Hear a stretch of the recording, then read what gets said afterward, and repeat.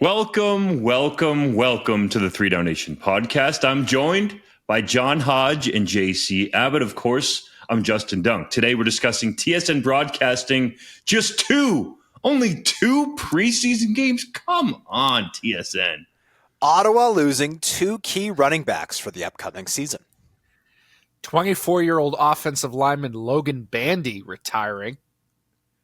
And how many Canadians could be selected in this year's NFL draft? But first, count them boys, a third of the league, CFL teams violated the salary cap in 2023 with the Hamilton Tiger Cats, Winnipeg Blue Bombers, and BC Lions going over by varying amounts. Hodge, this drew quite a response on the socials. Do you think it's a big deal, little deal, or no deal at all? This is no deal, and it's not for the reason people think. A lot of people on social media say, well, it's not really a salary cap. It's like a luxury tax because, of course, for the first $100,000 that teams go over, they are not penalized by taking away draft picks. It's literally just a dollar for dollar fine. So the Ticats, first of all, the Ticats went over by $2,600, which is a rounding error that doesn't really bother me. I'm sure Bob Young is happy to shell out $2,600. That could be an incentive bonus too. It could be like that is a meaningless amount of money even to CFL teams. Winnipeg went over by just under 26,000. BC went over by just under 86,000, which is obviously more money. But here's the thing that I'm working on doing some reporting about that a lot of people don't know about, which is the fact that as of the new CBA, teams are permitted to pay players as much marketing money as they want to, and marketing money does not count against the cap. There is a floor that teams have to meet for marketing money, but there is no maximum amount. Theoretically, teams could pay a player, $100,000 on the cap and then pay them another $1 million in marketing money, and that would be Rocket Ishmael money. That'd be perfectly allowed, perfectly permitted. And some people have asked the question, well, what is reasonable marketing money? Traditionally players might have $5,000 to $10,000 of marketing in their deals, but now we've got players like, Dalton Schoen, Brady Oliveira, who have $30,000 to $50,000 of marketing money in their contracts. We've got players like Chad Kelly who have $100,000 of marketing money in their contracts. So Chad Kelly, for everybody, going, wow, he's making $600,000. The answer is no. He's making $500,000 on the cap and $100,000 off, right? Brady Oliveira is making $180,000 on the cap and $50,000 off. So until this marketing money issue to me gets sorted out, and it's written into the CBA, which is good for another 5 years after the recording of this podcast. To me, it's meaningless when a team goes over a little bit, and I would even go as far as to say, in a place like Winnipeg, when the Bombers are posting $5.5 million profits, I think Wade Miller is perfectly happy for the Bombers to go $99,999 over the cap and possibly even a little more if it means staying competitive, because at the end of the day, even losing like a late round pick is not a huge disincentive in the CFL. So to me, is it noteworthy? Yes. Is it newsworthy? Yes, I suppose. But is this a, hit the panic button big deal? The answer is no, not at all. Let's be frank. The only big deal here is that there's not more teams taking advantage of this leeway and going over the cap. Because if I was a general manager in the CFL, I would be planning to take advantage of this. Pay the dollar for dollar fine. Get an extra player on the roster. Get a few more incentives in a contract that can max out to lure a guy to your team. Make your football team better and take advantage of what you're legally allowed to do in this league. And there was a lot of pearl clutching when this news came out from fans, from former Montreal Alouettes owner Gary Stern, who said that this was something that should not be allowed to happen. How dare they simply punish it with a fine, which, let's be frank, boys, say you're an owner who couldn't have paid a fine and not gone bankrupt without saying you're an owner who couldn't have paid a fine and not gone bankrupt. Oh, but ouch. That's beside the point. Stern's going to light you up on Twitter, bud. Stern burn. I've gone back and forth with Stern a few times, and I actually enjoy it because I can't read what he says because there's no grammatical consistency, so it doesn't bug me. He needs at all. Hodge to edit his tweets before he sends them out. Exactly. He needs to send them through Hodge first. But frankly, every team should be taking advantage of this loophole to get the most out of their roster and the most out of their salary cap. It's in there for a reason, right? Rules only exist insofar as you are willing to absorb the punishment. As long as you're willing to pay this fine, you're completely legally allowed to go over what the stated salary cap is. And heck, you can go over by more than 100,000 if you think it's worth the draft pick. And quite frankly, as you pointed out, Hodge, I think sometimes, particularly in certain years, adding an extra player to your roster or paying a little bit more, making your team better in the now is probably worth more than a 7th or 8th round draft pick in the CFL. So more teams should be taking advantage of this. It's definitely worth more. If you're the Bombers, as Hodge said, and you're bringing in over $5 million in profit, pay the fine, give up the draft pick to make sure that you remain competitive. Guys, I've talked to general managers, both past and present, who will say that as long as you get the go-ahead from the big wigs or the people up top in the organization, that you should spend to that threshold that Hodge was talking about, $900. No, not 900. I was supposed to say $999,000. $99,999 up and over the cap. It's a soft salary cap, let's call it what it is, with a luxury tax system. And full credit to Amar Doman for spending the do-re-mi to get the BC Lions back in a spot where they now, for the last couple of years under his ownership, are competitive. So go up to that $99,000 threshold. I can't say it properly, but anyways, you guys know what I mean. So I really don't think it's a big deal at all. Fans are going to be outraged, but I will point out one fact here that the Toronto Argonauts did not go over the salary cap. And it seems like every single time that this information comes out from the CFL, and Trevor Hardy is the main person who goes around to these teams and does the salary cap analysis and make sure that these teams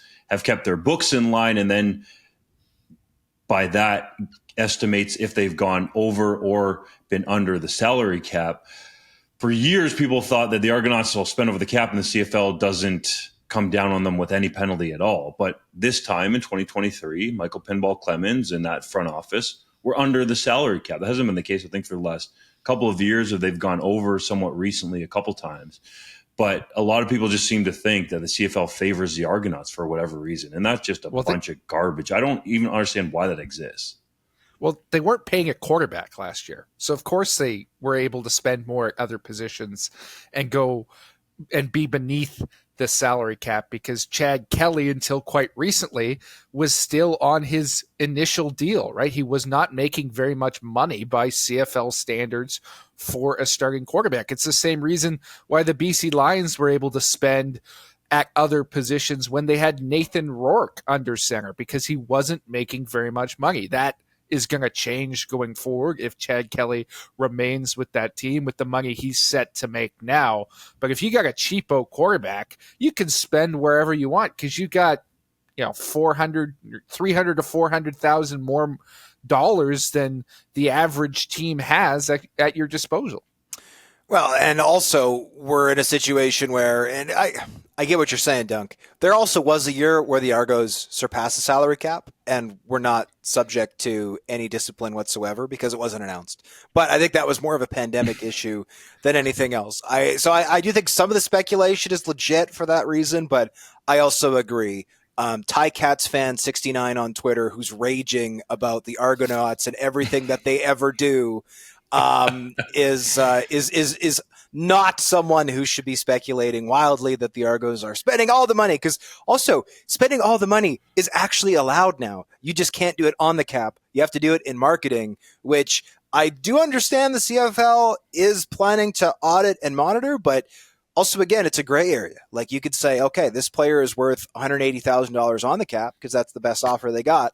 Off the cap, if they post about your team on social media and they have 1 million followers, is that not worth That one post, $10,000? Because there's lots of brands that will spend $10,000 to have an influencer on Instagram post about their brand. And there are no CFL like active players who have 1 million followers on Instagram, but there are some who have a lot, right? Like there are people like Brady Oliveira, for instance, has 250,000. How much is that worth? I've talked to brand industry people who believe that that's worth $5,000. So Brady Oliveira is a guy who I think has an easy time legitimizing the marketing money that he's being paid. In some cases, it's probably maybe not going to be as legitimate, right? A guy's making $20,000 and his marketing money is just him going to a school and reading a book to some kids, which not to say that's not a worthwhile endeavor. Obviously, it's great when CFL players get to schools, but is that one visit worth $20,000 reading to 20 kids? The answer is probably not. So yes, this is an issue that needs to be dealt with, but not in the way people think. The marketing money is the issue to me. It's not people going over the salary cap by pennies and loonies and toonies, as Arlan Bruce III would say. The other part of the marketing issue, Hodge, for the players is that money isn't guaranteed. It's not like base salary and the final deal of a multi-year deal now if you're a player that's been with that team and you sign a contract extension where you have part of that base salary that's guaranteed or a signing bonus or some of the stuff that we lump in the hard money phrase in the CFL. So that is going to be interesting to watch as well, as you said, is how the CFL, for lack of a better term, polices this. But if you're on the player side and you only want to take, like, let's say you said in that instance, $20,000 on the cap, but you take $100,000 in marketing money, that's not guaranteed unless you get it written in stone that it actually is in the contract that you sign with the team. Yes, and I've had sources who have indicated that in some cases it is guaranteed in the contract. The team has said we will pay you a minimum of X dollars to be involved in our marketing and right, make appearances on our behalf and et cetera, et cetera. There's also contracts where it's not guaranteed. So it is certainly a gray area at best, I think, when it comes to the marketing money, and that has changed, at least in my opinion, a number of the financials around, because there are some teams that are happy to spend hundreds of thousands of dollars in marketing money, and there's some teams who I've been led to believe don't really spend beyond the cap floor. The cap floor is about 90% of the salary cap. By the way, the salary cap in 2024 in the CFL will be $5.525 million. The floor is about 90% of that, and they don't want to spend a dollar over the minimum amount of marketing that's required, which is $110,000. So it's created a system that some people feel is unfair. Others say, hey, we've got more money to spend. It's perfectly legitimate if we want to spend more. If you want to be better, maybe you should spend more. So it's a weird issue, but it's one that is separate, at least in my opinion, from the traditional salary cap conversation that we like to have. You can add another piece to this as well. If you're a player who doesn't necessarily like going out and doing his appearances, or you don't have the social media following, you probably want all that money in football money, let's call it, because some players and agents now are viewing the marketing money as extra work. Yes. So there's all different sides to this, fellas, of how this is going to play out in the future, which to me are very intriguing. I mean, you mentioned some of there about how some teams only want to spend to the salary cap floor, and some of this might come down to some of the better off teams or the richer teams, let's say, or the teams that have owners that are willing to spending a bunch of money to acquire talent. But, you know, it's been proven in the past. You look at Major League Baseball, for an example, it's not always the team that spends the most that is winning the World Series or that is consistently competing. You still have to be smart with that money, but there are a lot of separate, I don't want to say issues here, but I can't come up with a better word right now to deal with this new marketing money in the CBA. Well, it is extra work. And also think, like, if you want to go to a school and read books to kids, what if you can't read, right? That's extra work. You got to be able to do. You got to be able to read. You got to be able to go out. You got to be able to do the smiling. You got to be able to, it is extra work in some cases. So I could see why some players want it. Some players don't want it. TSN released its broadcast schedule for the 2024 season, which included only 2 preseason games for the second straight year. Was that a surprise to you, JC? And do you think that TSN should be broadcasting more preseason football? It wasn't a surprise to me. TSN has made it clear that they just don't see the value in the investment in preseason games. And to be frank, in years past, I've harped on them for that, right? I think there's valid criticism to lob at TSN for not taking advantage of their exclusive rights and marketing the product. But the CFL did a tremendous thing last year where they made all their preseason games available for free online to be streamed using the in-stadium feeds. I thought it was absolutely spectacular when they did that. And if they do that again this year, which they have not announced yet, but I would expect them to continue with that initiative, I think that takes away any problem with TSN not broadcasting these preseason games. We want to be able to have them be accessible for fans, for people to be able to see them if they want to watch. But I understand the point people make sometimes when they say, well, preseason games aren't the best showcase of your product. They're sloppy football. They're a bunch of players who are going to end up being cut. It doesn't give you great value to showcase your league and try and tell fans what a great game this is when it's being played poorly. You give it to the people who want to see it via the online platform, and you limit the TSN feed so that they're happy and not spending a bunch of money to broadcast bad football. I think that's a win-win so long as the CFL continues with last year's initiative.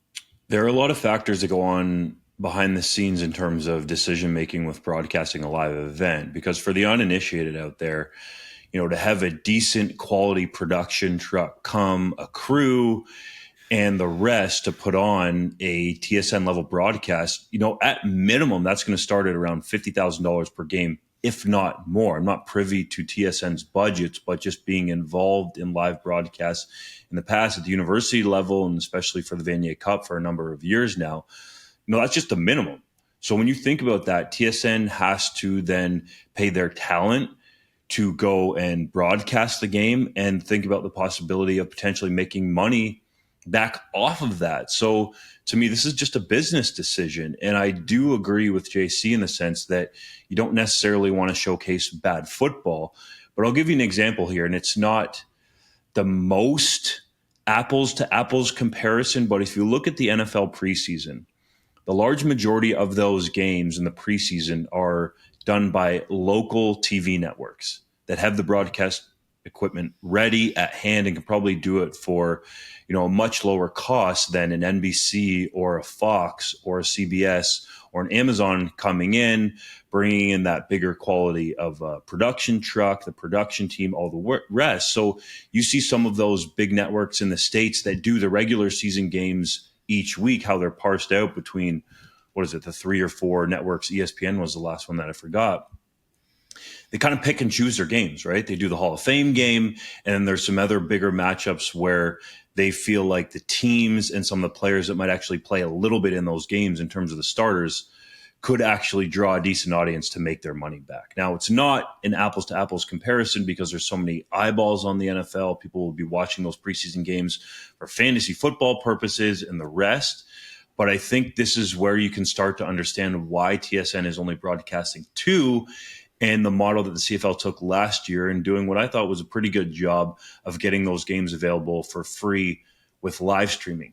The one issue that I have, though, with the 2 games that they are broadcasting is if you're going to broadcast 2 games, pick teams that are going to rate well.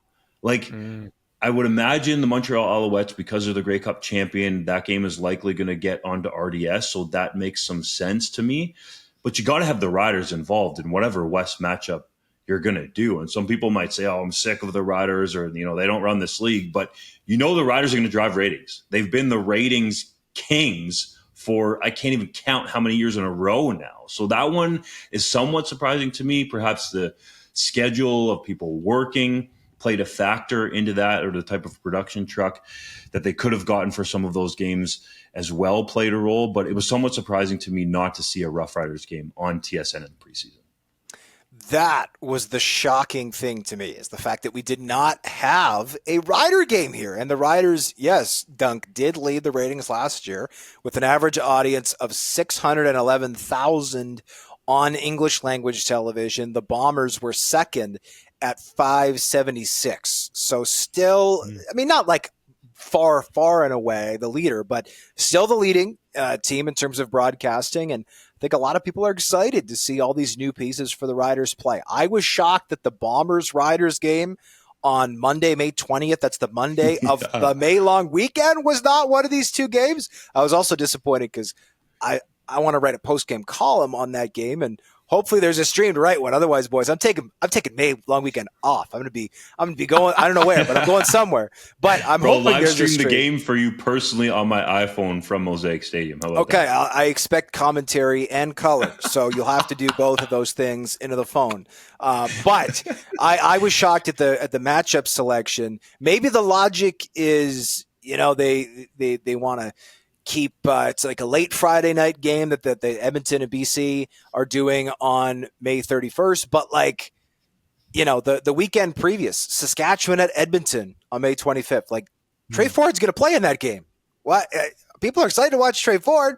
Anyways, so that was very head scratching to me. One thing that we should note, which TSN I think has gotten a little bit miffed at in the past with our reporting, is the fact that a lot of these games do take place concurrently, and that should be noted. It was noted in our reporting of that this year. Like, for instance, preseason week 2, all of these games take place on Saturday, May 25th, and at one point, 3 of those games will be taking place at the same time. 2 of them kick off at the exact same time, and the same thing is true on Friday, May 31st. There's 4 games on that day, and 3 of them overlap to start, and 2 of them will be overlapping to finish. So it is not possible for TSN to televise all the preseason games right now. I don't think it's realistic to ask TSN to do 2 regular season games at the same time. I certainly wouldn't expect them to be able to do multiple preseason games at the same time. So even if TSN wanted to, the option of televising all 9 simply is not there. But should they do more than 2?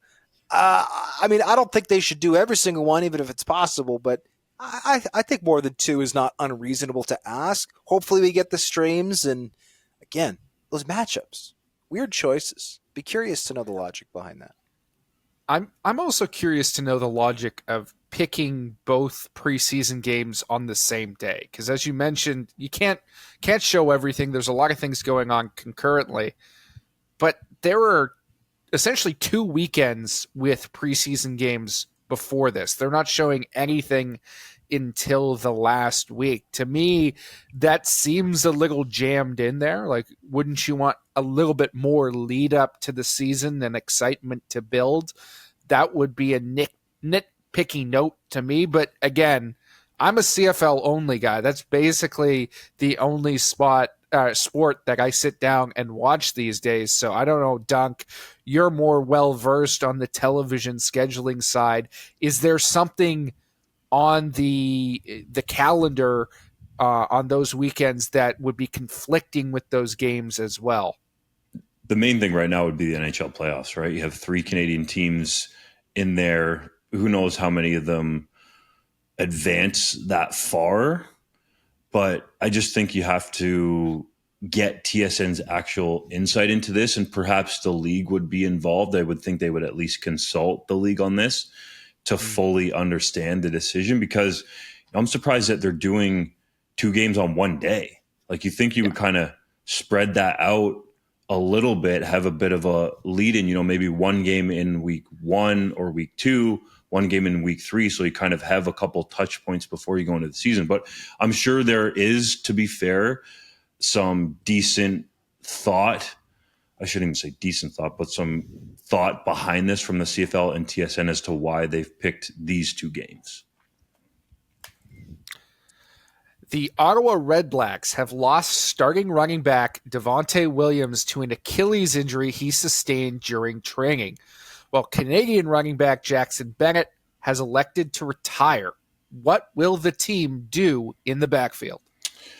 A lot of people are freaking out, and maybe not rightfully so. I do understand it, though, because Williams is a home run hitter, and it's rare to find that kind of talent who has the quick success like Williams has in the CFL. But the Redblacks are confident. They've signed 3 American running backs that are currently on their roster, and with Williams presumably going on the 6-game injured list at some point, like his season's pretty much done with this injury, and also Jackson Bennett retiring, that's going to open up a couple roster spots. So there's a negotiation list there. I took a look. The Redblacks have some running backs on that list, but the 3 Americans that they have signed that I think are at least in the mix right now, pending any further signings to compete for the RB1 job, are Raquel Armstead, Kylan Hill, and Tyler Huseman. And I think if you kind of look at their profiles, that Armstead would be the most intriguing one, has the most NFL experience out of those 3, ran a 4.45 time in the 40-yard dash. Yes, that was before the 2019 NFL draft, but the dude still has speed, and he's 5'11",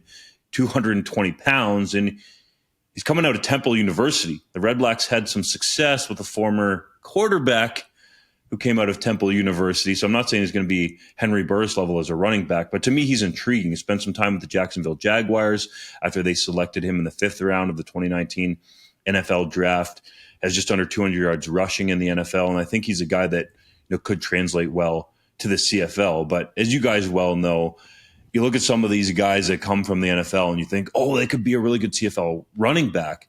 It doesn't necessarily happen the way that you project it. So I would watch the 3 guys that I mentioned in training camp competing for that RB1 job.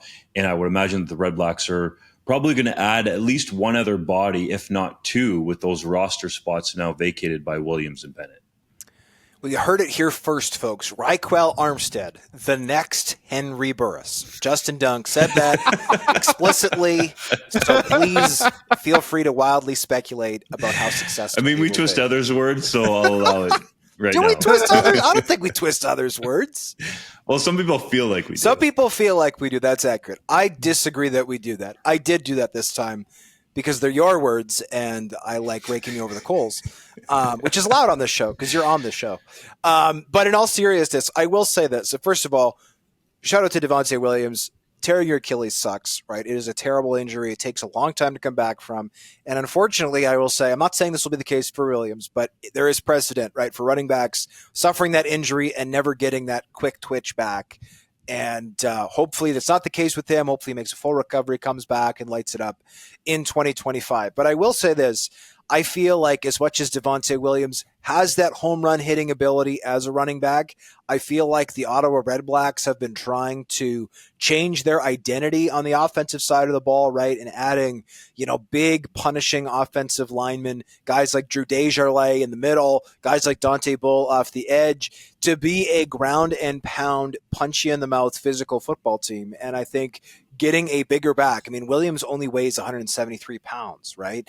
I think is pertinent. And another thing I will say is Drew Brown in Winnipeg was accustomed to getting excellent pass protection out of his running back, and of course Brady Oliveira, who I think is the best pass blocking running back in the CFL, maybe second only to AJ Ouellette, who's now in Saskatchewan. So if I'm the Ottawa Redblacks, I'm happy to give up some of that home run hitting ability for somebody who's going to, first of all, keep Drew Brown healthy, because the reason the Redblacks have been at the bottom of the East Division standings for the last couple of seasons at least is largely due to the inability of them to keep their quarterbacks healthy. And they do not want Drew Brown, who's also, let's be honest, not a very large man, to be getting punished left, right, and center. But then also, I think they can find somebody, whether it's Armstead or somebody else, who can maybe reinforce some of that physical nature that they're looking to add to that offense. Because when you don't have as much talent as other teams, physicality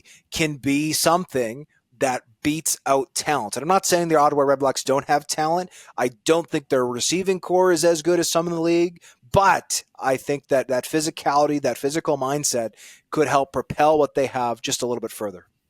You talk about the physicality with Kylan Hill as well. I think we should mention him. 5'10", 214 pounds, runs 4.57 in the 40, spent some time with the Green Bay Packers. So I think that's kind of where you can see them going. We mentioned the size of Armstead, 220 pounds. So they're trying to bring that physicality at the running back spot with the Americans that they have under contract, at least those 2 right now. Yeah. Look, I have a reputation on this podcast. We all know it. It's widely discussed. We're going to try to avoid it. the Ottawa Redblacks are going to be just fine. Running backs are largely replaceable. That's all I'm going to say on that topic. You guys have pointed out the many qualified candidates that are vying for that position, and I think there's some tremendous talent there. I'm going to approach it from a different angle so we don't get dragged into a long discussion about the inherent value of running backs, and that's that there's two players that have to be replaced here.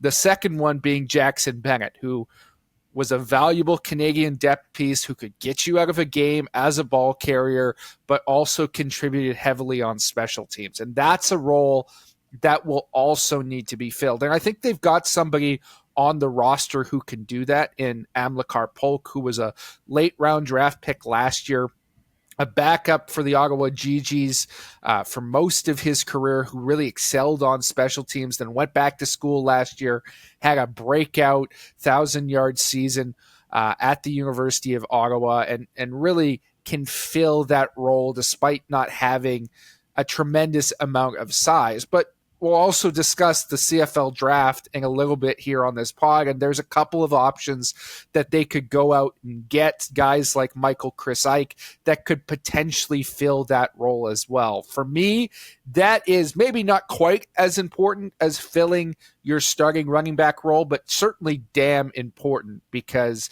the things that Jackson Bennett was able to give them, the flexibility, the value on special teams, if they can find a guy who can fill that role as well, and will be a little bit younger potentially, and maybe can even grow into a starting role down the line as a Canadian, there will be value to that position.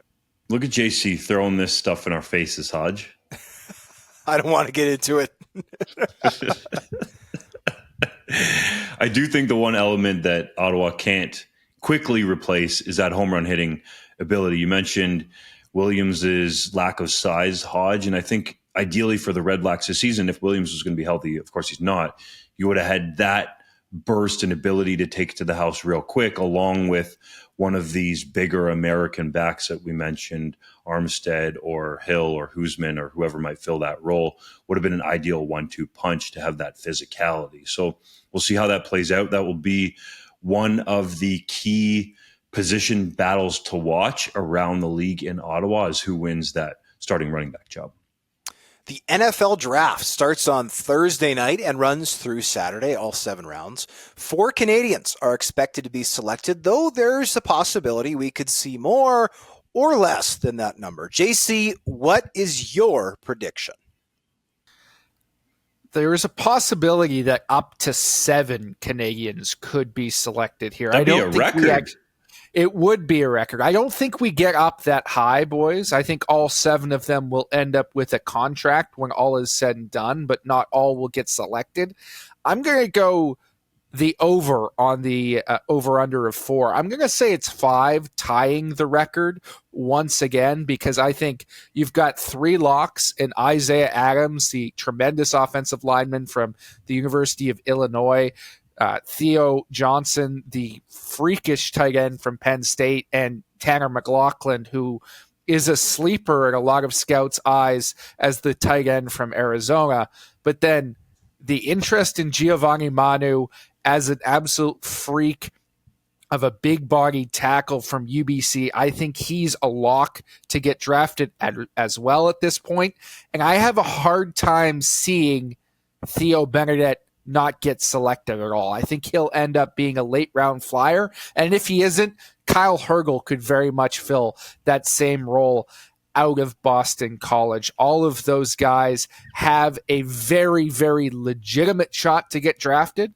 And on top of all that, you've got Quantez Stiggers as well, the reigning CFL most outstanding rookie, who I think will probably go in round 4 or 5 as a potential starting cornerback in the NFL after a season in Canada. So it's a very exciting draft year. We could see a record tied or broken, and something that hasn't happened in over 20 years in a player getting drafted directly from the CFL.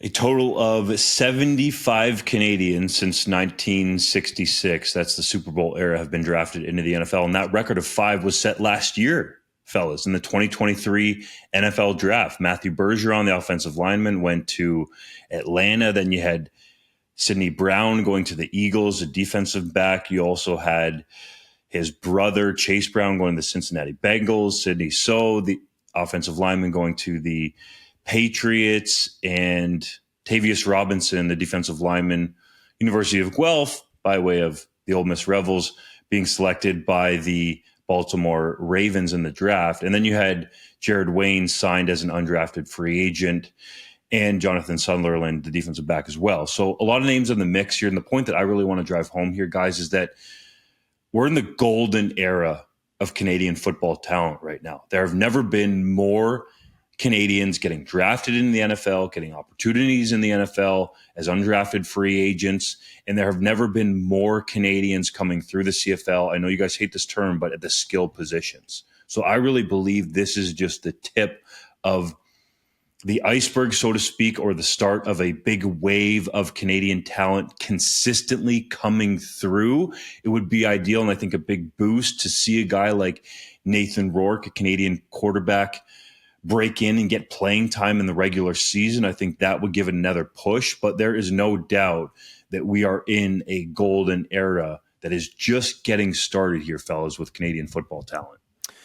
My prediction is that we will see 4 get picked. It is Isaiah Adams, the 2 tight ends, Theo Johnson, Tanner McLaughlin, and then I think Giovanni Manu is going to be the first U Sports player drafted since David Onyemata in 2016. I think he's going to get picked in the 6th or 7th round as a developmental offensive lineman. I'm talking to Manu later today to get an update on his status heading into this upcoming weekend, so I'm looking forward to that conversation.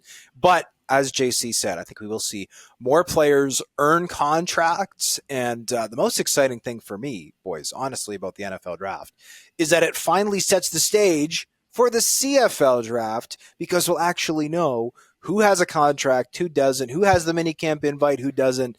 And though I think a lot of CFL draft boards are getting close to being finalized, this will allow teams to start setting them in stone. Just before we move on, I should mention the one player I didn't say by name who could get a contract and likely will is Aneem Donkwa, the massive Ghanaian-born, Brampton-raised offensive tackle from Howard University. I think he didn't test well enough or doesn't move well enough to end up being a draft pick, but guys with his size, again, he's like Manu, 6'8" and 350 plus pounds. They don't get through this process without at least getting their name on an NFL deal. I think he's going to be in training camp with a club. So JC, you said he was born in Ghana and he was raised in Brampton. Are you sure there were no other places that he lived? He finished high school in the States. I mean, his hometown is where he spent the majority of his formative years. I would list it as Brampton, but you have to ask him. Well, I want to know what airports he flew out of. I want to know where he day tripped. I want to know everything, because you said that's important last week. It is. That's why I said Ghanaian born. And you should note that Giovanni Manu was born in Tonga. You can ask him about that. You can ask him where he thinks his hometown is. Is it Pitt Meadows or is it Tonga? I will ask him that. Also ask him how to say his name properly, Hodge. I believe it's Manu, but I will ask him that, yes. Manu. The 2024 CFL Draft goes on Tuesday, April 30th at 8 p.m. Eastern Time, with the Elks currently holding the number 1 overall pick. Hodge, you've been on this beat. Is Chris Jones going to trade the pick or use it or do something Chris Jones-like with it that we've never even thought of before? And most importantly, if Edmonton keeps it, who could they take?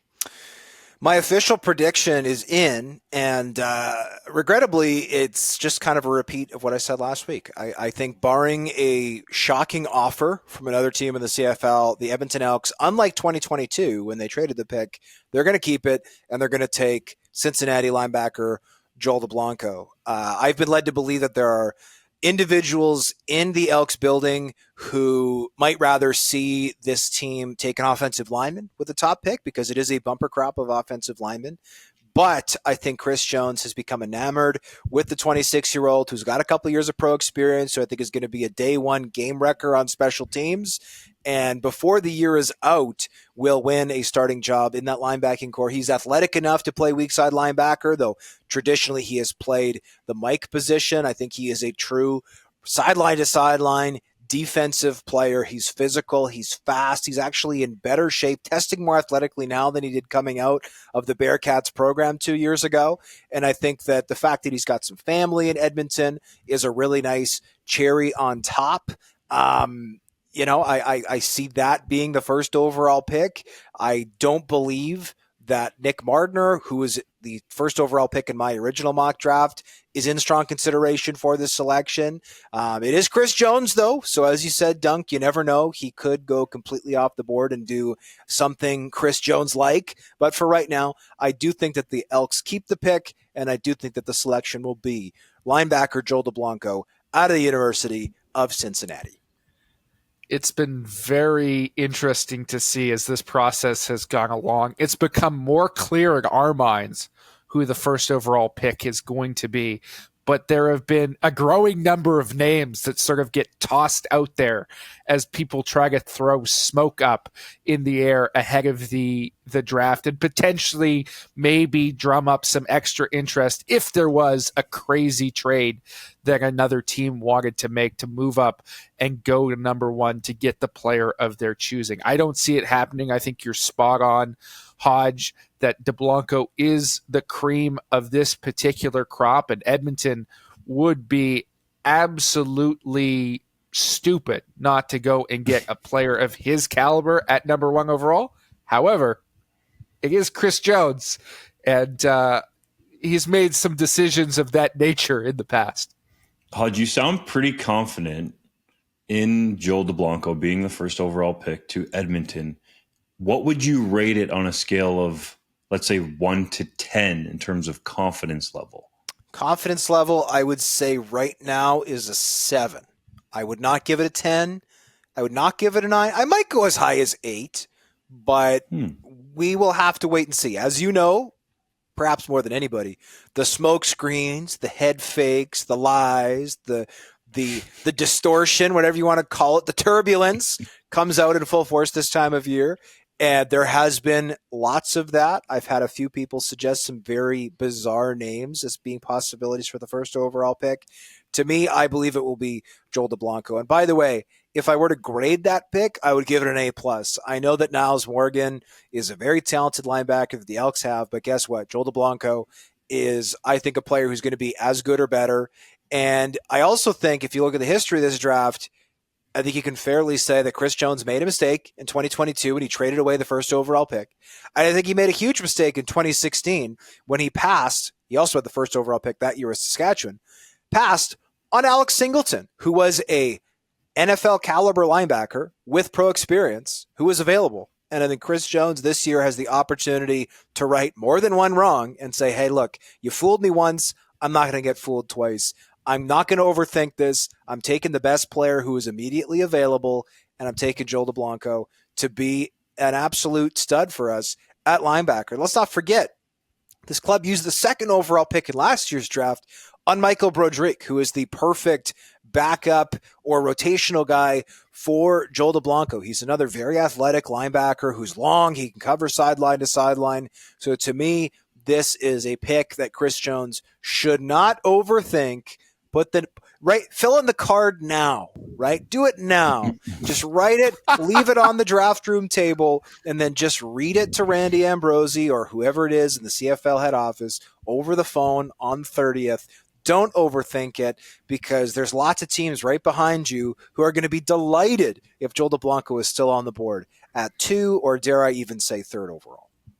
You talk about smoke screens in that year that Alex Singleton was picked, and I don't remember exactly where it came from, but it probably started with the Stampeders putting out there that Alex Singleton was potentially going to sign a contract in the NFL. I forget the team of note at the time, but I think that was part of the reason that he fell. Yeah, I think it was New England. And it worked beautifully for Calgary because he fell. So perhaps that was part of the reason that Chris Jones didn't take him. But either way, obviously that looms as a massive mistake. It does remain to be seen whether Joe DeBlanco becomes any level of Alex Singleton, if he can be even as good as Singleton was in the CFL, let alone what he's gone on to do now in the NFL. He's a poster boy for the Denver Broncos uniform reveal, for heaven's sake. So Singleton is legit. Let's just be careful with some of these comparisons. And this is more for the viewers and listeners and readers out there. When we talk about these players, we're talking about the upside with Singleton, because DeBlanco still has a long way to go if he's going to even be in the caliber or same conversation as Singleton. No, I think DeBlanco is going to be just as good as Henry Burris. I'm putting that on the record right now. Yes, I love it. Have you boys seen the movie Draft Day? No. It's awful. No, you haven't. Yeah, It's a terrible film. Don't ever watch it, Hodge. I won't. But do you think Chris Jones has a tiny little green Post-it note on which he's written Joel DeBlanco no matter what, just to remind himself every time? I don't think he has Post-it notes. He keeps all his intel in his head for sure. He is a little paranoid that way, but I don't know. You gotta have a little reminder. We should note before we move on, keep it locked on 3 Down Nation for all your draft coverage all throughout on the website. Hodge will have his annual live blog. You can follow along there for his excellent written analysis. And then myself and Ben Grant will be live on YouTube for all 8 rounds starting at 8 p.m. Eastern time on Tuesday. And then, of course, we'll rehash it all on the podcast the following day. So lots of coverage to come on the CFL draft. 3 Down Nation is the place to find all your CFL draft info. I don't think Chris Jones, by the way, uses green sticky notes. I think he uses green $100 US bills. If you know, you know. It's now time for Hodge's Heritage Moment. On this day in 1981, the Montreal Alouettes signed future Hall of Fame offensive lineman Chris Walby.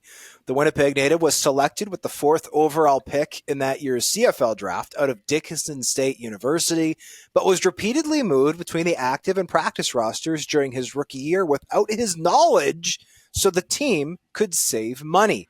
Paul Robson, who was then the assistant general manager of the Blue Bombers, and is still alive, living in Winnipeg, by the way, jumped on the opportunity to sign Walby partway through the season when his name appeared on the waiver wire, and the rest, as they say, is history.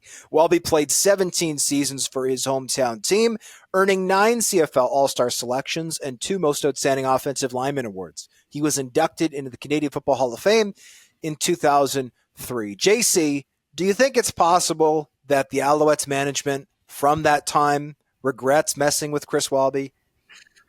This might be one of the worst management decisions in CFL history. I mean, you're saving a couple bucks here and in the process losing arguably the greatest offensive lineman in CFL history. That is not a fair trade-off. I don't know what the financial situation was in Montreal at this time, likely dire given that period in league history. But there was no amount of money worth losing a player like Chris Walby. You just got to give it one of those. Just terrible. I don't know how these decisions are made, but I mean, this is back in the era, I believe, fellas, where there was no salary cap. So this was Correct. Strictly a business decision to try to save some pennies, and it cost them, as JC said, I'll echo that sentiment, one of the best linemen in CFL history and an absolute gem of a personality who I think in some form or fashion should still be involved in broadcasting in the CFL on a consistent basis. When he used to do the CFL games on CBC with Mark Lee or whoever was on play-by-play there, it was awesome. I thought he was really good, and it would be great to potentially see that back in the future. And if you've never looked up, by the way, if you've never looked up a picture of Bluto, the cartoon character, you will immediately understand why Chris Walby's nickname is Bluto. He is an absolute dead ringer for Bluto from the old Popeyes cartoon. It's a beauty. And by the way, I've talked to Chris about this, and I've talked to Paul Robson about this. And first of all, the Bombers could have just claimed Chris, because each team back in the day, before the draft took place, could claim 2 territorial exemptions. So in other words, you get 2 players from your home area, your home territory, whatever. And I don't remember who the Bombers used their territorial picks on. I know that Walby was very much, because he was actually coming out of college as a defensive end. So he was very much in consideration to be used, and they didn't end up taking him. And obviously, they later came to regret that. So they were super excited to get him through this. But this practice of moving a guy, like they were literally forging Chris Wallaby's name on contracts to get him off the active and onto the practice roster week after week. And from what I understand, it wasn't like a super uncommon tactic. Like that was somewhat regularly done back in like the 70s and the 80s. So it was considered quite the faux pas that the Bombers would take advantage of it and exploit another team using this tactic. But I don't think Paul Robson regrets it. Let's put it that way. Let's go to the 3-minute drill, fellas. Canadian offensive lineman Logan Bandy has retired following 2 seasons with the Saskatchewan Roughriders at the age of 24. Is that a big loss for the green and white? I mean, I think Bandy showed some development over the last couple of years. However, with that being said, given that this is a bumper crop of offensive linemen and the Riders are going to be able to get a really good one, even in the second round, I think that mitigates a lot of what would otherwise be more of a loss for this team. Canadian receiver Damian Alford has transferred to the University of Utah following a messy departure from Syracuse. What can you tell us about it? It's just a bit of a bizarre situation overall. Damian Alford was a team captain for the Orange. He was their top receiver last year. He went into spring camp with a new head coach, and by the sounds of it, was quite upfront with his coach, saying, hey, I'm maybe mulling over the possibility of transferring after I graduate in May. I'm not sure yet. I'm going to talk it over with my family and see, but just so you're aware, this is on the table. And the next day he goes on social media and finds out he's been dismissed from the team entirely on Twitter. So he, of course, responded there. There was a bit of a fracas back and forth. Ultimately, head coach Fran Brown came out on social media and said, Alford is allowed to continue and graduate from Syracuse. We endorse his character fully. It was just a situation where a new head coach was trying to set a team culture and didn't want any people who were on the fence not around. I think Alford is better off for it going to what is a stronger program at Utah. The CFLPA has become an affiliate member of the Canadian Labour Congress. Is that a major deal? It definitely is. To some, it might be boring, but the fact that the CFLPA is now aligned with the CLC gives them exposure to Congress's 3 million members and 49 other unions for support. So it essentially allows the PA to be viewed as a union pretty much like many of the unions that are across this country, and should help them in terms of workers' compensation, injuries suffered on the job, things of the like. And for the people who think that it's not a big deal, the NHL Players Association has kept close ties on what the CFLPA has done. So great job by the president, Solomon Elamimian, and executive director, Brian Ramsey, to get this done. They've really been pushing to further compensation for the players, especially in their post-playing careers, that have suffered major injuries. You know, Jonathan Hefney obviously comes to mind. This is a massive deal for the union and its players going forward. BC Lions kicker Shaun White celebrated his first child's gender reveal by kicking a mini football that exploded with pink smoke going all over. It's going to be a baby girl. Is that the best gender reveal you've ever seen, Hodge? I don't know what the best I've ever seen. I thought it was really good, but to me, any gender reveal that does not burn down a forest is a success, because I remember that story from a few years ago and thinking maybe these have gone too far. So football. Shawn is a firefighter. Well, so credit to him for not endangering the beautiful trees of White Rock, BC by doing something dangerous. I thought kicking a football was a great way to make this gender reveal. The BC Lions will induct their 2000 Grey Cup team into the Wall of Fame. Is that a deserving honor? Look, there's some very talented individuals on that team, and it's a great story. I mean, they're the first sub 500 team to go and win the Grey Cup. I'm personally not a fan of putting championship winning teams on the Wall of Fame. I think the Grey Cup banner that's already hanging in your stadium is kind of that already. And in particular, this is a team that struggled at points during the regular season and ended up firing their coach halfway through the year. So I'm a little skeptical on it, but you can't take away what they ultimately achieved. The Toronto Argonauts are officially returning to the University of Guelph for training camp and the preseason. Dunk, how does it feel to have the team right in your own backyard? It's fun, man. It's easy and it's accessible, especially people coming out from the GTA area to get to Guelph. It's a nice city. Come out there, enjoy the town a little bit, have a nice, breakfast, lunch, or dinner, either before you're going to go watch practice or after. And of course, there's going to be a game at Alumni Stadium as well. I think it's really great for all parties, and that's why this partnership has continued. CFL Commissioner Randy Ambrosie is being inducted into the Gridiron Greats Hall of Fame. Is he worthy of that honor? Well, it's interesting, right? This organization raises money essentially for former NFL players who are in dire need of health coverage and support. So it's a super cool initiative. And it seems to me that basically once a year, give or take, they allow a CFL person, former player, whatever, who has achieved great success on and off the field to be inducted, and they leave that up to the CFL Alumni Association. So kudos to Ambrosie, right? He did have a successful career in business after his playing career is done, and he is now the fourth longest tenured commissioner in CFL history. Feels like just yesterday he got hired. Former Edmonton running back and outspoken NFL general manager Bill Tobin passed away this week at 83. How will you remember him? Well, look, he was responsible for drafting 8 Pro Football Hall of Famers during his time as an NFL executive, including the likes of Walter Payton, Marshall Faulk, and Marvin Harrison. But I'm going to remember him the same way that everyone else is going to remember him, for his infamous 1994 interview during the NFL draft where he ripped Mel Kiper Jr.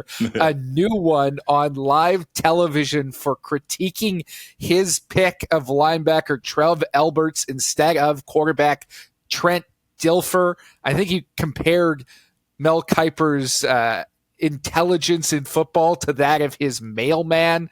It was a fantastic viral moment before there were viral moments, and really elevated the draft into a reality TV spectacle. We could all be so lucky as draft analysts to have a GM tee off on us the way that Bill Tobin did on Mel Kiper. I hope to be remembered that way. Dunk, Darian Durant told the Sports Cage that Kerry Joseph pretty much made his career in the CFL because he was such a good mentor in Riderville. Do you think Darian was a good mentor after Joseph left? I wasn't around to cover the team during that time, but according to Mr. Durant, he didn't think that he was. He felt like he could have supported some younger players around him better. Drew Tate was one that he named specifically, and I thought it was very honest and refreshing from Durant in his first appearance on the Sports Cage. He's going to be a regular there Mondays at 5 p.m. Sasky time, and I think this is really intriguing for Durant overall because he's been kind of lying under the radar, living in Toronto with his wife that he met while he was playing in the CFL, and that's where he now calls home. And there should be some more stuff going on with him in the media in the near future as well. We thank you as always for listening to the 3 Down Nation podcast. We'll see you next week for another episode, and also for a very special episode on Sunday with JC, Ben Grant, and myself as we do a live mock draft. You can find it on YouTube, but we will also put an audio version right here for you to find.